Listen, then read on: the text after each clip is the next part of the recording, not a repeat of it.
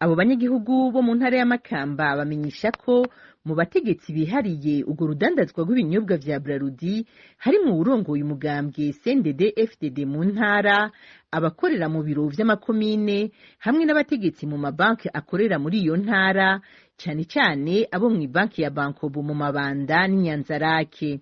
Isoko ryacu ryemeza ko abo bategetsi ahantu hose bafise amadepo y'inzoga baca bahashira ububare bakabwandika ku mazina y'abana babo kugira banyegeze ko ari gwabo. Inzoga nka zose zidandazwa muri ubwo bubare bwabo nk'uko uyu munyagihugu abivuga. Nko muri komine Mabanda hariho akabari k'umugambwe CNDD-FDD mu ntara ya Makamba. Ako kabari kugira ngo ubundi bari buronke inzoga ako kabanza kuzuzwa inzoga zose. Ivyo bigatuma abantu bato bato ataco baronka. Ubu bari bwose bwizihizwa n'abafise amadipoloma mu ntara ya Makamba, cane cane muri komine Mabanda na Kayogoro. Nk'umuntu afise depo acaja ku bari butanu. Kugira ngo iyo depo ateze kuba ari CNDD-FDD. Iyo aba ari umuntu atwara ibanki canke aba ari umuntu atwara igisirikare canke aba ari umuntu atwara umugambwe, umuntu wese afise igiti.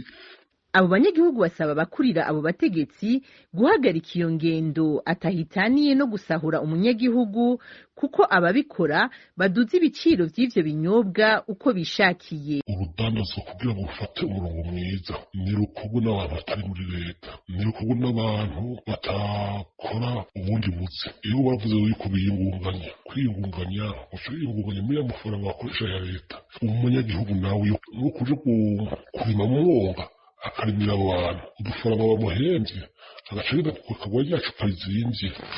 Nk'akarorero aha muri Mabanda amusiri ku bubure bw'abo bene ubutunzi yamusiri n'ibihumbi 2,500, ku giciro cari gisanzwe ni 1,900. Petit Primus igiciro cari kisanzwe cari 1,000, ariko ubu igurwa 3,000. Primus igiciro bisanzwe cari 5,000, ariko ubu uko ubwo bubare bwabo mu ruganda rwa RPA ntiturashobora kuronka Françoise ngo zirazana buramatari w'intara ya Makamba kugira agire ico abivuzeko.